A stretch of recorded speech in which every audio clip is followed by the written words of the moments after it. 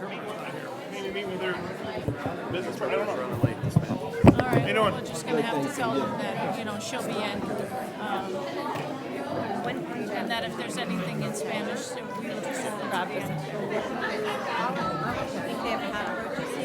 Okay, folks, we're going to get going. If you take your seats, please. No. Yeah. We don't have that. Bill? Yeah. Oh, thank you very much. Okay, well, welcome. Say welcome. My name is John Freund. I'm the solicitor for the school district. I've been asked to help moderate this tonight. I have a little statement that they asked me to read.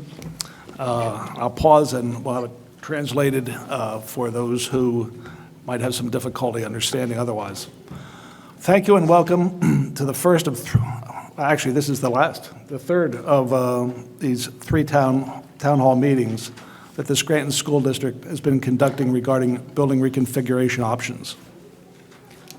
Asante kwa kufika kwenu wote pa nafasi na karibuni sana mkutano wetu wa ukumbi wa mji wa Scranton. Ile shule ya Scranton inaita hapa juu ya kuzungumzia ajili ya uchaguo na usaidi wa ujenzi. The purpose of the Scranton School District's town hall meetings is to provide an opportunity to listen to the school community regarding the recent reconfiguration options that were presented on October 17th of this year. Lengo na shabaha ya aliko letu ni kwamba tusikilize vile waraia wanasema nini kuhusu uchaguzi wa shule ile wilaya ya shule ya Scranton. Ni kutoa fursa kusikiliza jumuiya ya shule kuhusu chaguo la urekebisaji wa majuzi ambayo zilizungumziwa Oktoba tarehe 17 mwaka huu tunayo ya 2022. The reconfiguration plan presented options to consolidate buildings in order to provide improved learning environments for students. Mpango wa kuiminusha jengo hii kuboresha majifunzo mema ya wanafunzi. Tunatamani maoni ya kila mtu na kuangalia mbele kwa uzalisho na mkutano wa ufahamu.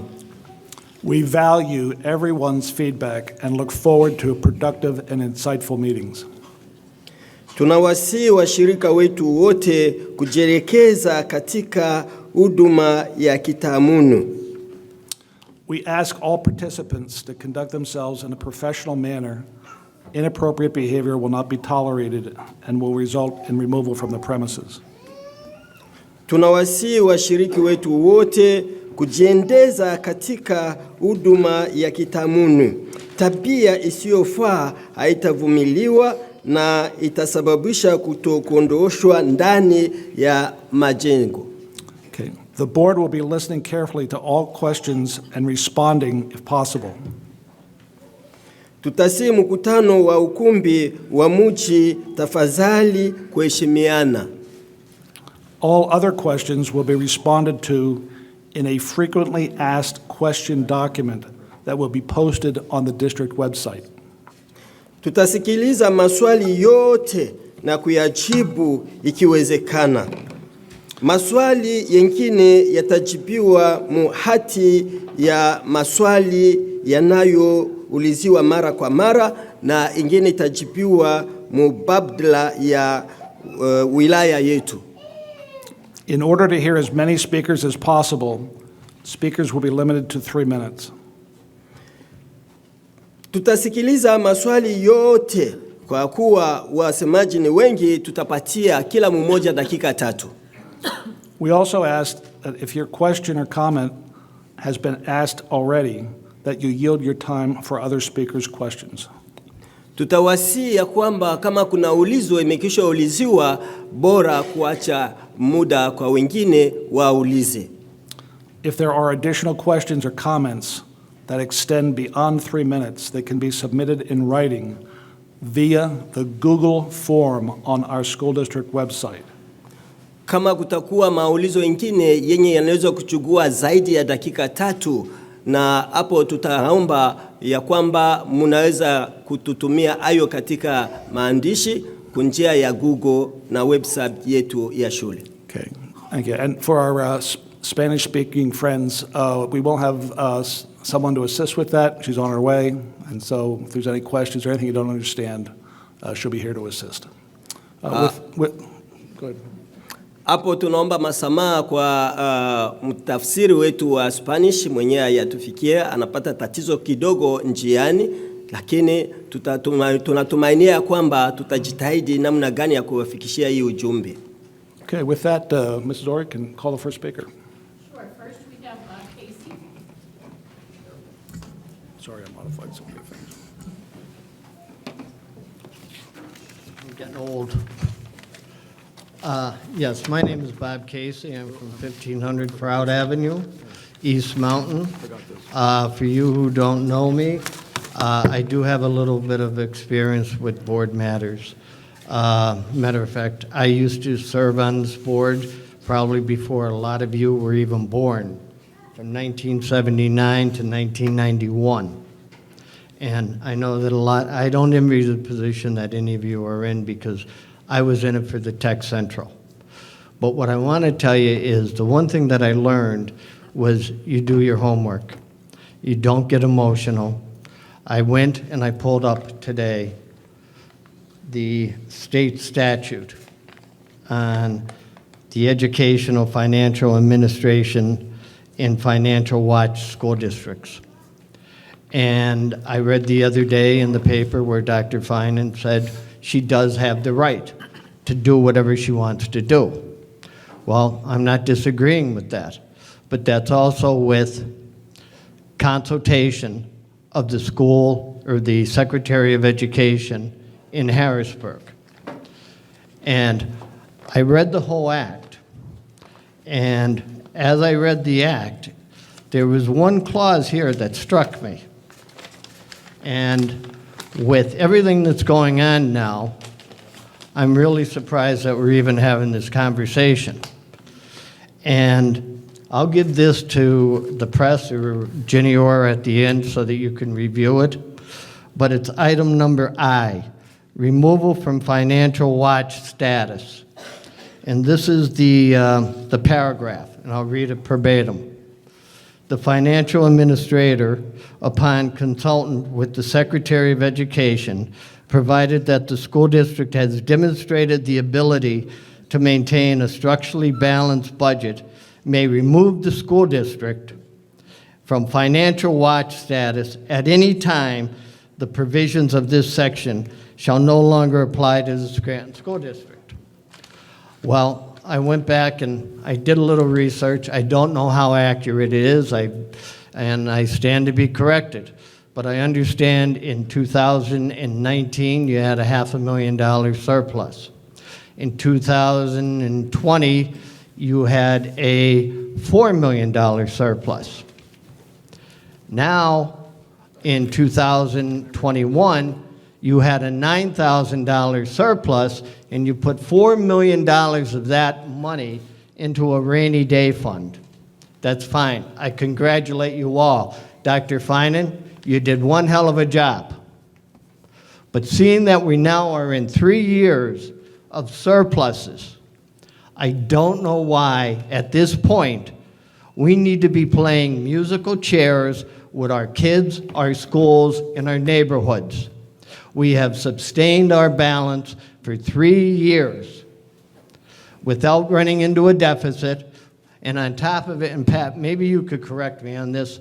I don't like to say rumors or hearsay, but this is a number that keeps coming up, is do we have a $67 million thing from COVID? Well, we received approximately $67 million in various ESSER funds, correct? Right. Money that you didn't expect, Correct. which at this point you could do whatever you want. There's Okay? allowable uses that they ask the expenditures need to prepare, prevent, or respond to the pandemic. But it should help. Certainly. Okay, So what I would like to do now, I stated my case. Dr. Finan may have, other reasons. Superintendent Missy, she may have other reasons.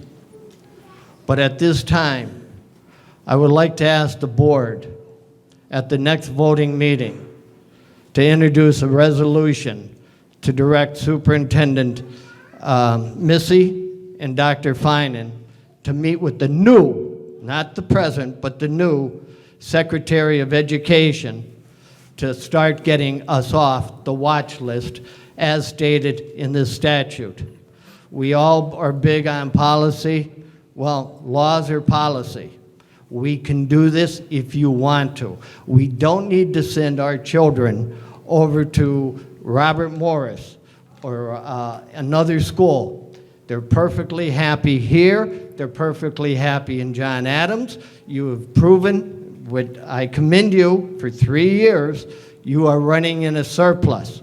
That's a feat unheard of. I think it's time now for us to go off the watch list. Dr. Finan, you go back to Delaware Valley, no disrespect, and Missy, you start running the school district. And the board, start governing. You're elected by the people of the city of Scranton to govern for the people of city of Scranton. I ask you to govern. And yes, I'll be cut off, Earl. So, but just think of this. If this plan goes into effect from Orchard Street to Columbus Street in Greenridge, from Oakmont Park to North Main Avenue, there will be no public schools. I hope you take this seriously. I do ask for a resolution to be entered to get us off the watch list. If anybody would like a copy of this statute that gives Dr. Finan and the authority to get us off the watch list, I'll be more than happy to provide it. Thank you very much. Thank you. Dr. Finan, would you like to make a brief response? I would, thank you. Thank you, Mr. Casey, and I appreciate the research that you've done. You are correct that the Scranton School District was placed in financial watch in 2017. But in 2019, they moved from financial watch to recovery, and that's under Act 141. And the district currently is in recovery status. And what that means is it has 5 years, and there is a recovery plan. Most people have heard about it here, we have been working on. We actually did a summary report in September 28th of this year, reporting out that of the 100 initiatives in that recovery plan, 82 of those initiatives have been accomplished. With that, there is a process for exiting recovery.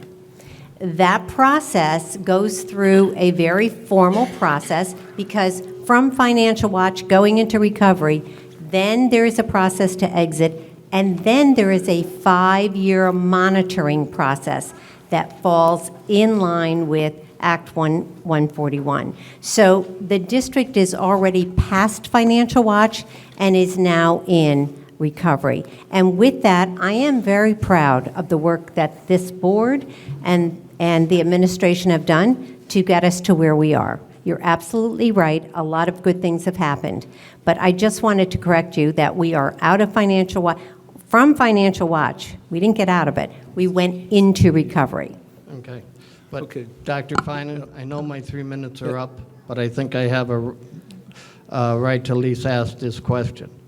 Based on what I just said, with the surpluses that the Scranton School District, due to Mrs. McTiernan, yourself, Mr. Laffey, and your administrative staff, at this point, I do not see any reason why we need to be playing musical chairs with our neighborhoods, our family, our children. I mean, I'm not only speaking here for Prescott. I'm talking on behalf of all the other schools. You take Pine Brook. Okay, Mr. Casey, could you wrap up? You've really gone twice your time. Please. I didn't realize I was really speaking of anything that was irrelevant. This That's is, not irrelevant, but it's 3 minutes. You've been on 7 or 8 minutes now. Please, fine. And what firm are you with, sir? Kingsbride. And where are you located? Yeah, that's irrelevant, sir. Thank you. Not to please. me it isn't. I'm a taxpayer. We practice all over the state. Where's your main office? You know, I'm not going to answer these questions. I believe it's in Allentown? It's not in Allentown, no. We have an office in Stroudsburg and one in Bethlehem. Out of Lackawanna County. Do lots of work in Lackawanna County. Yeah, but- For years. Okay, I'll get into this at another point. Okay. But Dr. Finan, thank you very much. I commend you, but I hope that you and the board would consider not closing this school or any other school, because you have proven that you do have surpluses, you do have COVID money, and you're no longer, in my opinion, the district that you were when you first came here. I'm asking to stop the move. Thank you.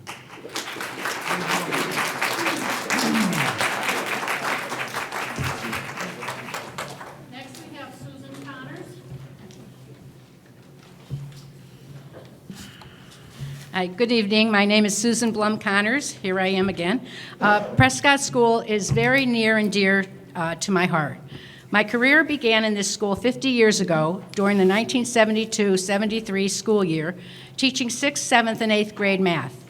When the district decided to move 6th, 7th, and 8th to the former Madison School and call it East Scranton Middle School, I was displaced and then taught 4th grade at Monroe School number 8 until it closed in 1984. I then came back to Prescott and remained here for 22 years before retiring in 2006. Most of us in this room are here for the same reason, to advocate for the school to remain open.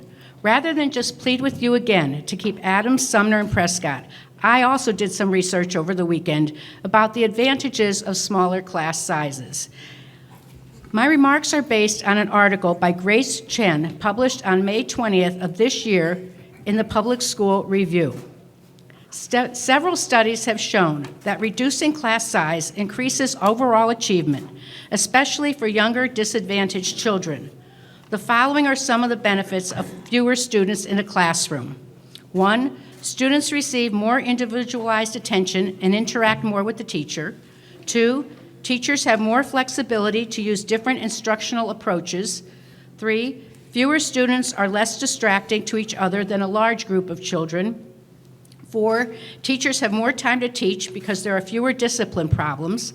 5, students are more likely to participate in class and become more involved. And 6, teachers have more time to cover additional material and use more supplementary texts and enrichment activities. The STAR, Students-Teacher Achievement Ratio project, is a well-known study of a class size reduction program in Tennessee.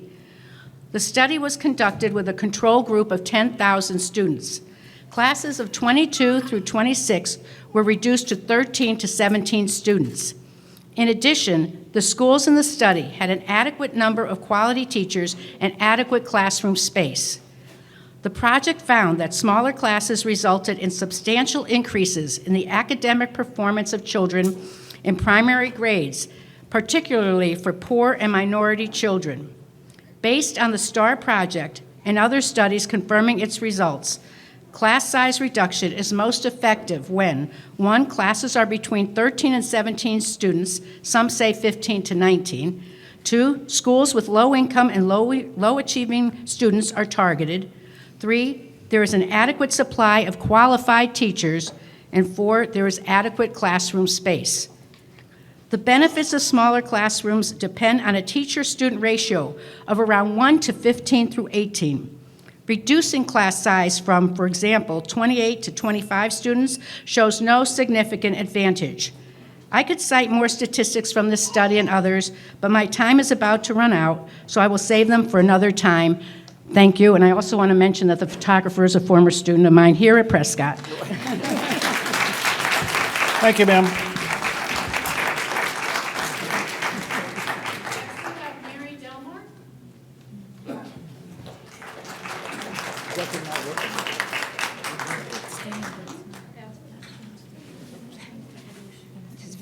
close. Good evening, members of the administration, some of the school board members that are here, and the community. My name is Mary Delmar. I am currently a Title I reading specialist here at Prescott Elementary School. I've been working in the Scranton School District for well over 20 years. I don't want to date myself too much.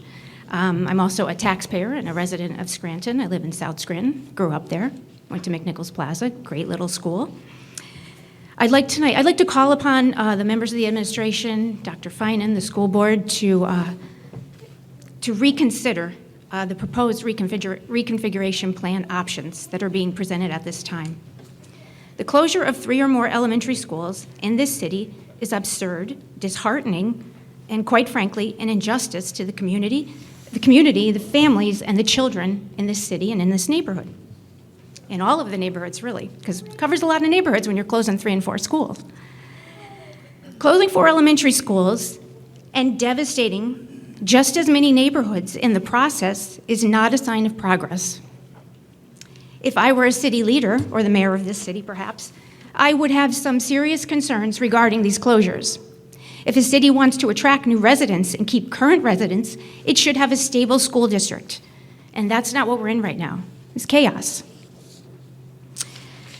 We often ask if the recovery and if the plan can be revised or if we can make some changes. So when I looked back at the original plan from March 20th, the last one in 2020, on page 39, it said at the end of the 5-year period, they recommended the school board consider closing 1 or 2 elementary schools. Never did it come across that we would start to shutter the doors of 3 or 4 elementary schools or more. We just ultimately closed Audubon and then Bancroft. On page 40, it says, when evaluating which schools should be closed, the district should consider walkability and the impact of transportation. Now, when you close Prescott Elementary School, you are sending us to a school that is 2.7 miles away, according to Google Maps. You are also going to have to increase your transportation costs by over $200,000, and you're going to have to bus over 200 students almost across town. That doesn't make any sense to me. Regarding Prescott, according to your own data, Prescott is almost 80% full at this point. We are just underneath Whittier. And the only reason for that is because years ago we had to change our boundaries because we're almost always over the numbers that we should have. And then you decided to remove the preschools and the 5th grades and send them to the middle schools. That lowered our numbers. So those figures really are deceiving. Again, it makes very little sense to me why you would look at starting to shutter the doors in these neighborhood elementary schools. I'm sorry, I'm losing my place here. So again, I want to ask, please, to start to reconsider, go back to the drawing board, maybe look at some other ideas, and try to save our neighborhood elementary schools. They really are what makes the city important. You know, especially here, if you close this school, you won't have any schools from here, this entire East Scranton section. You have a growing area. You have Geisinger that's now expanding. I just think that you really need to go back and start reconsidering some other options. Thank you, ma'am. Thank you.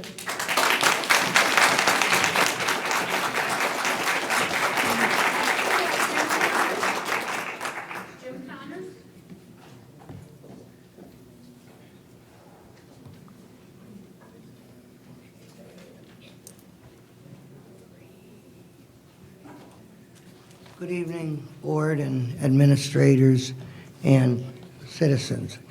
My name is Jim Connors, teacher, former Title I administrator, former mayor, former aide to former Governor Ed Rendell, and neighborhood activist. I was a single parent when they closed our neighborhood school in Manuka. It was a school, Woodrow Wilson, number 47, which my daughter attended, I attended, and my mom attended. Our PTA was mostly women. I remember how determined they were to protect their children, just like the citizens here. Recently, a lesson was learned by the powers that be, not to take the power from women. They also were determined. Besides, for themselves, women will fiercely advocate for the lives of their children. This school is a good school, protecting and advancing the lives of these neighborhood children. Don't make the same mistake that the powers that be made in taking away the power of these determined women in this nation who were joined by equally determined men. This is their school. This is their neighborhood. And most importantly, these are their children. Democracy won recently.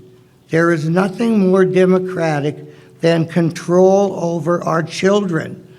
Listen to the voices of the moms and the dads who are in charge in the United States of America. By the way, for 5 years, I was in charge of an incredible preschool math and reading program in this school, which served our children with an outstanding, dedicated faculty. The previous board killed the preschool program, still with no explanation. And they seem intent on dismantling our school district, brick by brick and program by program. I can't figure it out. It must stop here and now. This school is the heart of this neighborhood. Don't rip it out. Thank you, Mr. Connor. Thank you. Laura Augustini.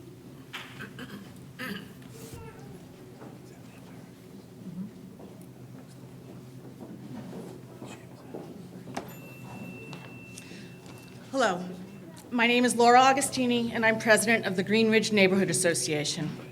I would like to bring to your attention some of the practical, real-world issues regarding the addition of approximately 200 children from Prescott Elementary to Robert Morris Elementary.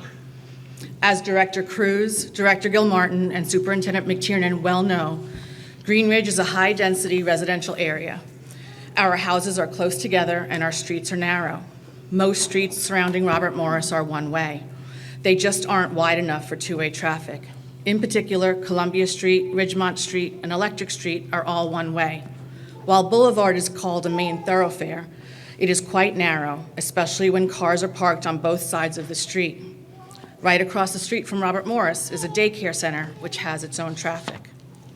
How can you possibly accommodate up to 8 full-size school buses around Robert Morris at drop-off and pickup times? The buses will completely block traffic on Boulevard, Market Street, and Electric Street, as well as Sanderson Avenue. Green Ridge Corners is a thriving business district with shops, cafes, diners, and law offices. But the streets are narrow and the blocks are short. There's just nowhere to put so many vehicles of this size. Adding 200 students also means adding additional staff. There's no parking now for the current Robert Morris staff. Where do you intend for the staff to park? On Columbia, taking parking away from homeowners? Most homes there don't have driveways. Or do you intend for them to park at the Boulevard Diner, taking away parking and therefore customers from the diner? Or maybe on Market Street and Sanderson Avenue, next to Cup of Cake, Pop It, Wagner's, the Curiosity Shop, and others. Green Ridge does not have an assigned police officer. When we need one, they have to come from other parts of the city. Who's going to direct traffic on a daily basis to facilitate the movement of the buses around Robert Morris? At the zoning board hearing, I listened to the presentation regarding the addition of the vestibule and elevator at Robert Morris. I did not see any plans for additional classrooms. Can Robert Morris accommodate 200 more students without additional classrooms? If not, when are you going to let the neighbors know that? One of the benefits of Robert Morris, Prescott, and John Adams is that they are neighborhood schools meant to be attended by neighborhood children walking to school. They are not meant to accommodate many parents picking up and dropping off children. In fact, in addition to the traffic from Robert Morris, there's traffic from St. Paul's as well, all at the same time. While I know that we're here to discuss Robert Morris and Prescott, I was not able to attend the town hall at John Adams because I was attending the zoning board hearing, which had the Robert Morris expansion on the agenda. I urge you to think about the effect the closure of John Adams will have on Pine Brook and the surrounding area.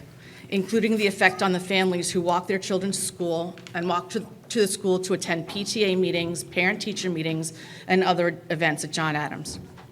As Director Cruz, Director Gilmartin, and Superintendent McTiernan well know, Green Ridge is a close-knit neighborhood. We take pride in our homes and our neighborhood. People look to purchase homes in Green Ridge because of the schools, including the small class sizes and excellent teachers. There are many reasons not to close Prescott Elementary. The impact on the students, neighbors, and businesses in Green Ridge is just one of them. I just have one sentence, literally. Okay, I'm not going to stop you. Go ahead. Just as an aside, my husband teaches teachers on the side. And the last class that he taught was about retention and graduation rates and how you can affect the retention of students in high school. And studies have shown that you can track the retention and graduation rates starting at 3rd grade. That it is based on the academics and attendance in 3rd grade. You can take that and just extrapolate it out to high school. So I urge you to think about the closing or rethink the closing of these elementary schools. Thank you very much. Thank you. Superintendent McTiernan has a comment.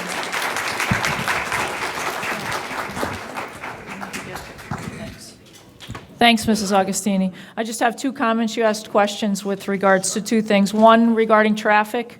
I'm sure you're familiar that the district has hired our own SSOs that are coming on. We hired 20, so that they would help with the traffic. That's one thing. And also, with regards to the plan, you asked about, if this plan was to go through, there is an addition that would be put on the building. Okay? And that would be presented to the neighborhood? Of course, at the time, right. Okay, thank you. Next, we have Michelle Petritis.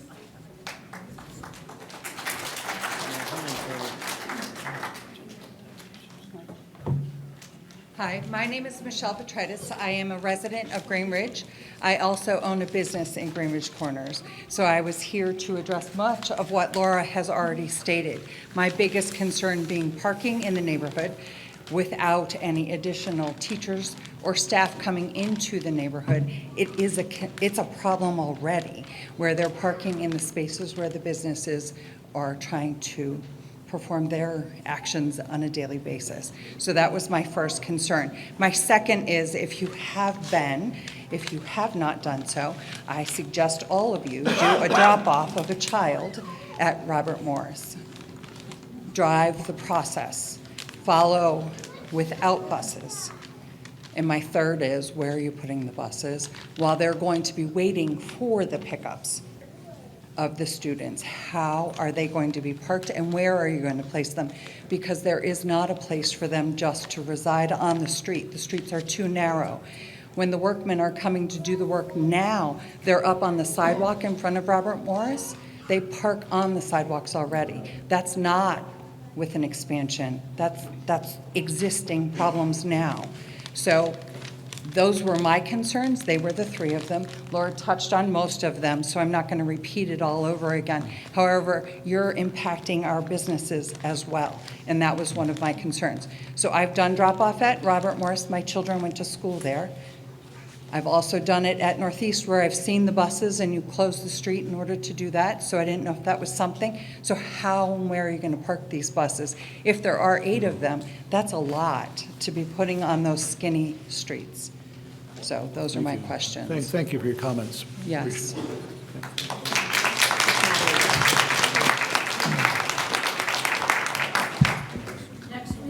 Mrs. Orr, I just want to answer Mrs. Petritis. I'm not really sure where you got 8 buses. There would be 4. Oh, okay. Okay, there would be 4. Our transportation director just confirmed. Correct, and that would be, obviously, this plan is not approved yet. If it is, then there would be a new pattern for that traffic, correct? Because it's one way on either side. I'm very familiar with it. I grew up in Green Ridge. I did.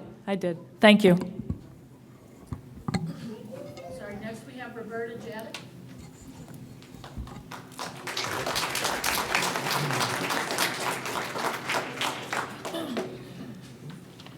Good evening to school board members and administrators. My name is Roberta Jadek, and I'm currently serving as Secretary Treasurer of the Green Ridge Neighborhood Association. I am here at the request of Tony Calvitis, who is the owner of the Boulevard Diner, excuse me, which is located on the corner of Boulevard and Electric Street. His business abuts Robert Morris.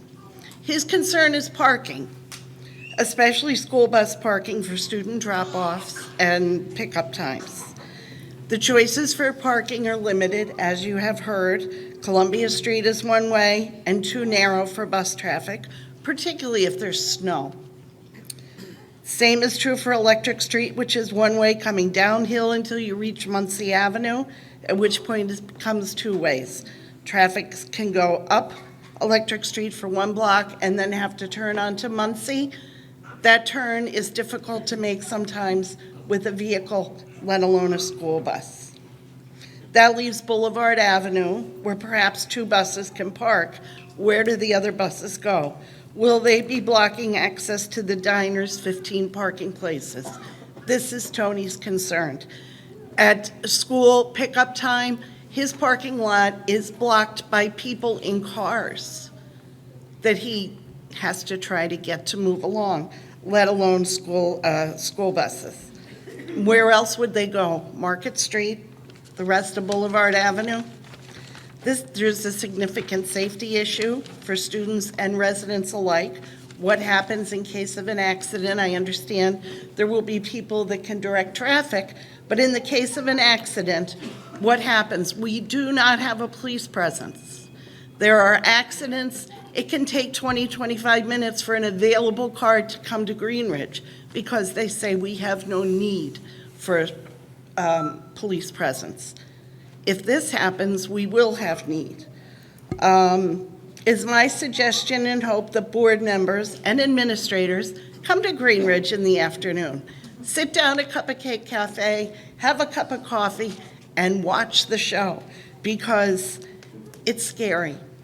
Kids are darting across the street, parents are running after them, and adding school buses is just not going to be healthy for anyone. Come up with a plan, a logistical plan, before you make these decisions. Don't make the decision and then say, we'll figure it out. Somebody's going to get hurt. Thank you. Thank you, ma'am.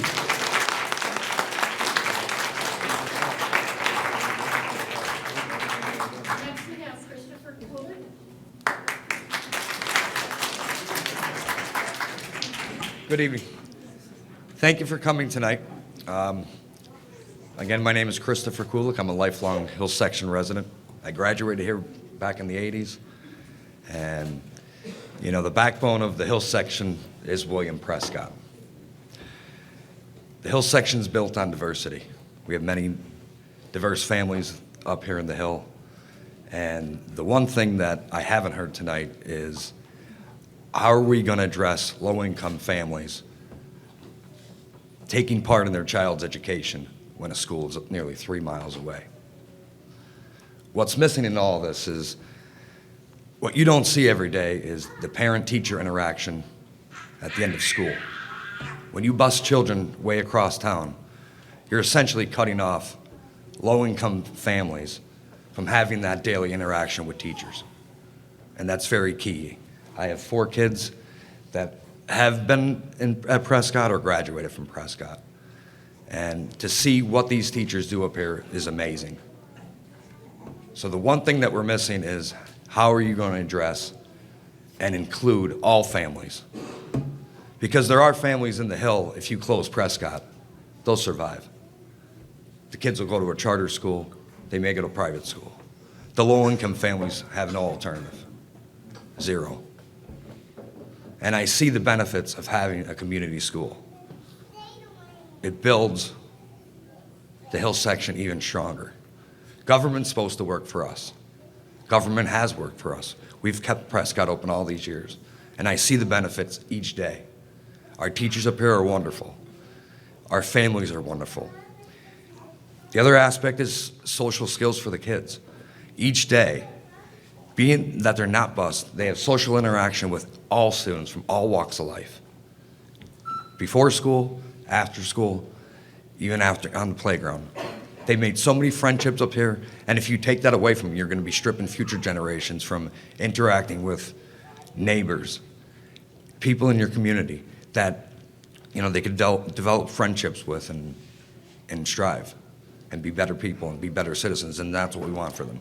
So please reconsider closing Prescott, and thank you for coming. Thank you, sir.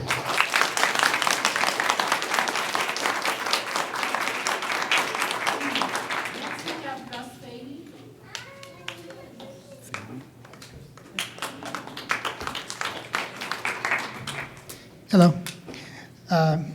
I want to talk about the capital improvement costs, because I know that's a big consideration for school consolidation.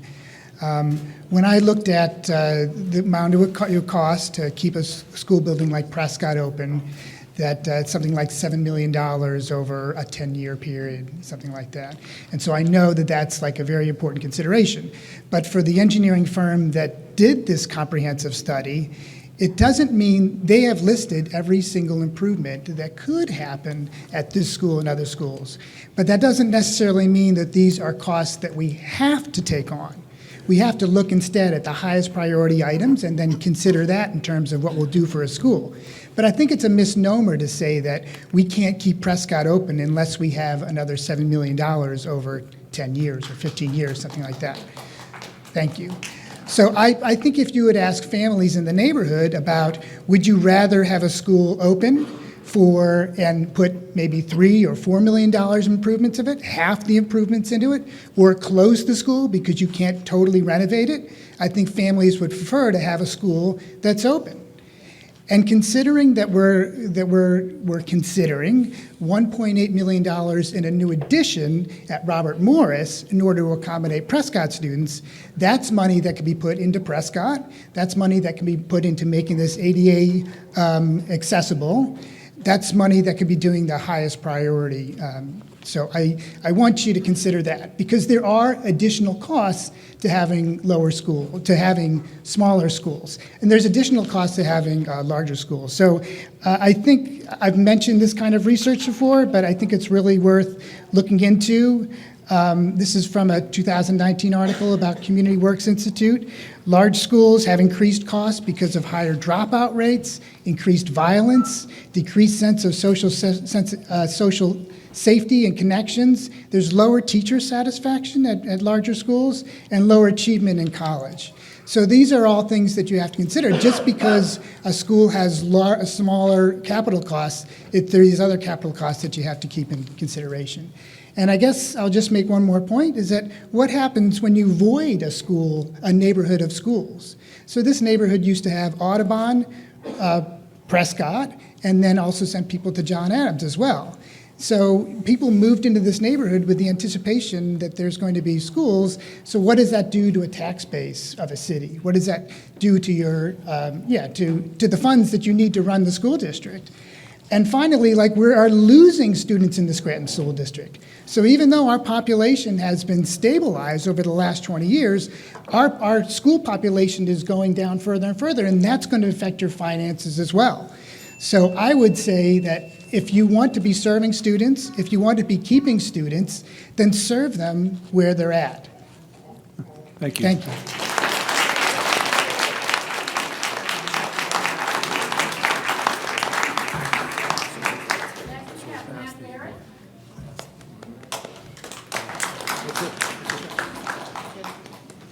Good evening. Hello, members of the school board. Thanks for serving on the board, and thanks for the folks that are here tonight. So one question I have, and it can be answered tonight or afterwards, but is there a constituted building reconfiguration committee? I believe there is an advisory committee, but is there an actual reconfiguration committee as called for in the recovery plan? And I think at the heart of the matter, I think what we're all saying is that I suspect if Robert Morris had an arts program and an outstanding educational program, we in the Hill section would be tripping over ourselves to have our kids go there. And I suspect everybody would feel the same way. I've had 3 kids go to St. Clair St. Paul's. I've had 3 kids go here. You know, it's easy for me to say, hey, if Prescott closes, so be it. But you've got to provide a super education, whether it's at Robert Morris or Prescott or wherever. That is the issue. And the recovery statute says that the Commonwealth shall ensure the effective delivery of educational services for all students in a district in recovery. I've said that now so many times over the last several years, nobody has explained to me what it means. The Commonwealth shall ensure the effective delivery of educational services to all students in a district in recovery. How are we measuring it? How are you going to measure it? If you close this school and you close the other schools and you send them to Robert Morris, how are you going to measure it? How did you measure it when it came to closing preschool? Are there more kids now in preschool in private providers than there were in the Scranton School District when it closed? I don't know the answer to these questions. But I think that's the question. The burning question is, when are we going to see really, really good educational services? And it's not enough to just say, well, we've clicked off 100 things on the recovery plan. The question is, to what end? And for what purpose? And so there's always like, oh, if we do this, if we do this, if we do this. When are we going to see it? And if we're seeing it, tell us. Because I think that's the, I think that's where the burden of the district becomes in to explain, this is why it's going to be so much better. It's going to be so much better if we do this. And I think that's the burden tonight, and I think that's what families deserve. And I would just go back to, there are parents, and as I said, I had 3 go to St. Clair, St. Paul's. To get on a bus and go to the Hill section can be a good thing. There are kids that go to Howard Gardner. There are kids that go to Wyoming SEM. If you're providing great educational services, people can get on a bus and go. But it's got to be worth going. So I look forward to some responses. Thanks. Thank you very much.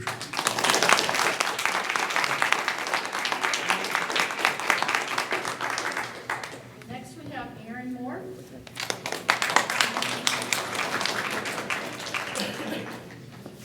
Hi, my name's Erin Moore, and I'm a kindergarten teacher here. I've taught here for 20 years. I'm also a proud graduate of West Scranton High School. Also went to the University of Scranton and graduated with honors. I feel it a privilege to be able to give back to the community which raised me, and I give my whole heart and soul into teaching and very dedicated to the profession and my students. And so are all of the staff that work here. It's like a second family for us all. I have some notes on my phone, and I'm just going to use those to guide me. The first, I would like to ask you, how would this move increase the educational value for our students? Please don't change what works well. We are the recipient of the Blue Ribbon Award of Excellence. We perform well in comparison to other schools in our district.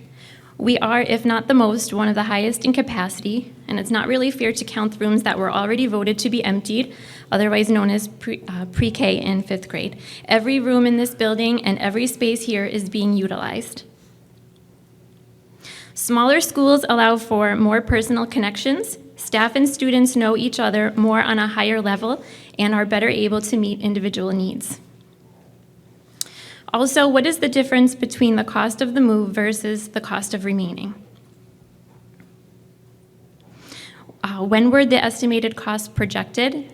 And if they were not recent, could the cost have risen since first calculated? Also keep in mind that in addition to the cost of an addition at Robert Morris, you would also have to pay the fees for busing the students, not at a one-time fee, but indefinitely. And if there is still a cost savings, is the cost savings worth it over time? Thank you for your time, and I hope you can take into consideration some of the things I brought to your attention. And again, would this move be of educational value to our students? Thank you. Thank you. Very good questions. Appreciate it. That ends our public comment, the speakers that signed up. Although I have 2 comments that I received by email that I'd like to read. So, as a resident of the neighborhood surrounding Prescott Elementary School, I'm concerned about what the closure of the school could mean to the neighborhood. Currently, the neighborhood is a lively yet stable community of white, Asian, Black, Latino, and mixed ethnic families. Prescott School provides opportunities for children from these families to learn about each other as they acquire academic skills. They begin to form bonds that strengthen as they interact outside of school as residents of the same neighborhood.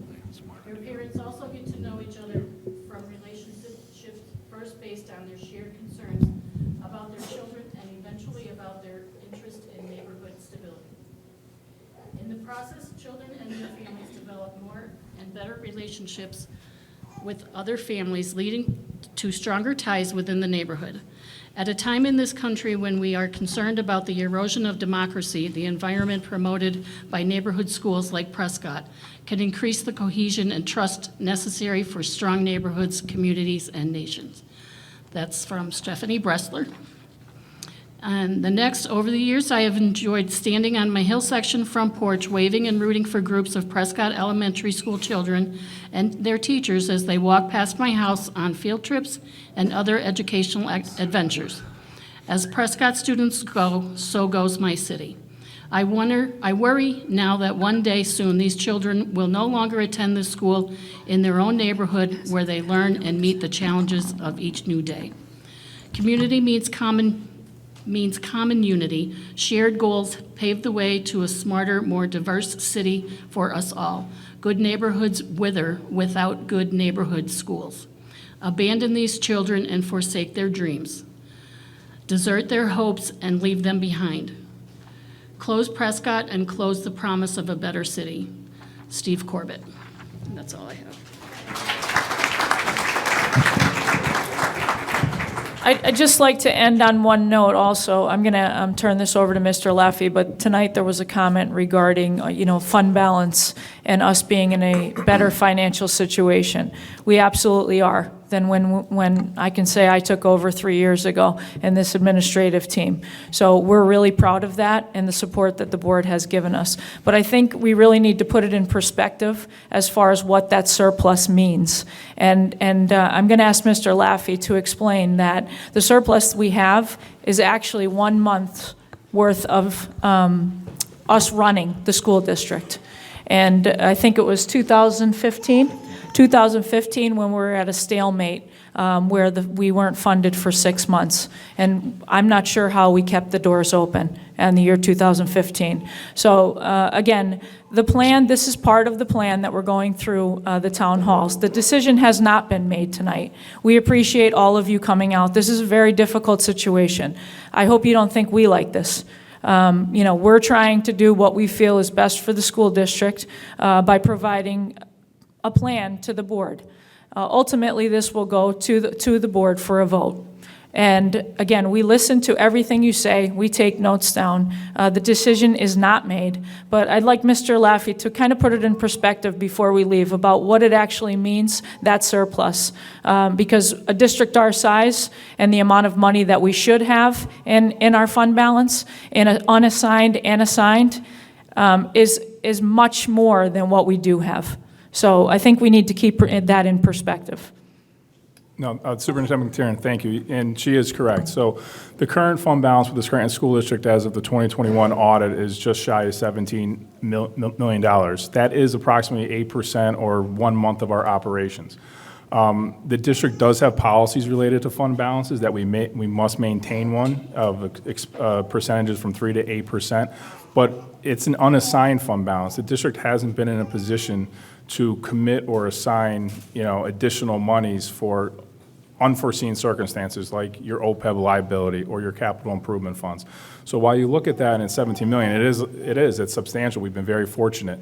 I think we continue to need to work to, to build those reserves, to prevent things that happened in 2015 when, we went 6 months without a budget. We had to borrow money just to make payroll, just to pay the bills. It was a very difficult time. So again, that fund balance is essential to maintaining the financial integrity of the district. Thanks, Pat. And again, we appreciate everyone coming out. Thank you very much, and we have listened to everything you said. Thank you. Thank you very much. Board appreciates your attendance. Thank you.